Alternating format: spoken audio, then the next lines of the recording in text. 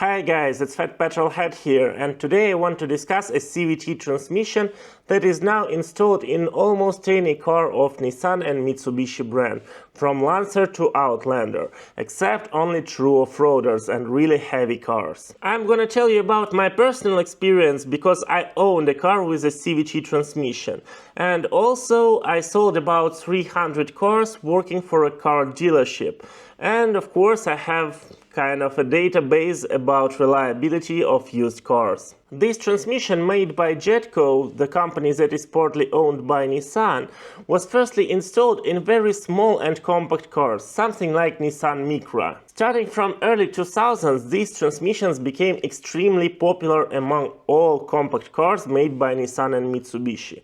And to be honest, there were no serious problems with these cars.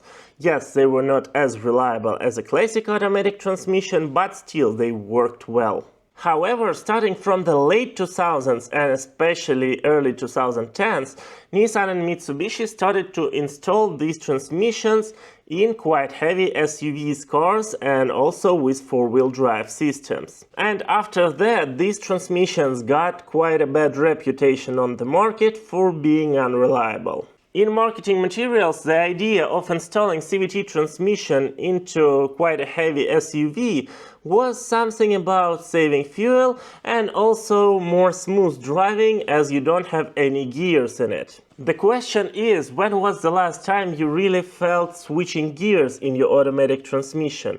Because usually you get so used to it that you don't feel it at all. But for the brand, as I see it, the main purpose of CVT transmission was of course a cost saving, because it is much cheaper to produce CVT transmission than classic automatic. But what about reliability? What happens when you install a transmission firstly engineered for a small car into a big SUV?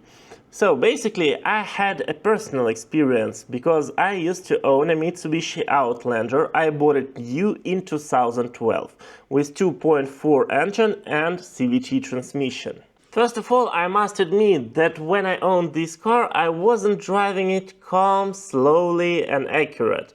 But it was a new car and I drove about 80,000 kilometers on it. And I changed transmission fluid on the mileage of 60,000 kilometers, according to manufacturer's recommendations. However, it is almost a new car, not a high mileage, but it started to overheat sometimes. At that time, Mitsubishi didn't install an additional radiator for cooling only CVT transmission.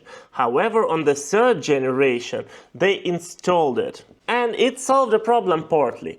But still, almost new car. I mean, okay, it was 2 years old. Very low mileage. I mean, you expect to buy a Mitsubishi to drive at least 200,000 kilometers without any problem.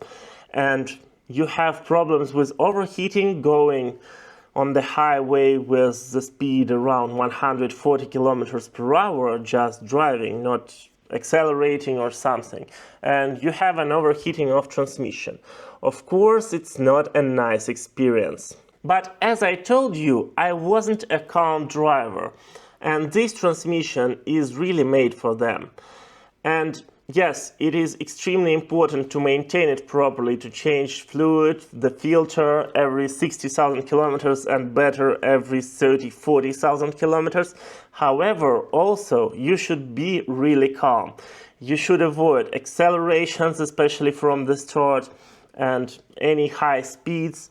So, if you're a calm driver, then this transmission can be reliable, to be honest. Because when I used to sell cars, I saw quite a lot of Nissan and Mitsubishi SUVs with CVT transmission and the mileage above 200,000 kilometers. And the transmission was original. And yes, you can significantly prolong the lifespan of your CVT transmission, and I have a video about it, the link would be in the description. But the question is, why would you choose a car with a CVT transmission to avoid a lot of things like going off-road, like towing something, like fast accelerations? You're buying SUV with four-wheel drive system. It should be somehow capable for an off-road, but not with CVT. That's a strange thing. Fuel efficiency I really didn't feel it driving Mitsubishi Outlander because it was the same fuel efficiency like Toyota RAV4 or something like that. No, there was no fuel economy as I see it. Maybe in some ideal situation when you measure it, you would have the economy of half a liter or something like that, but to pay for it with your comfort and with your abilities to go anywhere you want and to do whatever you want with your car, I don't think that this is a smart move. So for me and for my driving style, CVT transmission for sure is not the right choice, but it could be for you. So if you own a car with a CVT transmission, please write in comments why you decided to buy it. It would be very interesting. Your like would support channel a lot, and please subscribe for more information about car maintenance, car buying tips, and a lot of everything else about especially non-boring cars. Thank you and see you soon, or right now if you click one of these two videos. And so this video would be about prolonging the lifespan of your CVT transmission.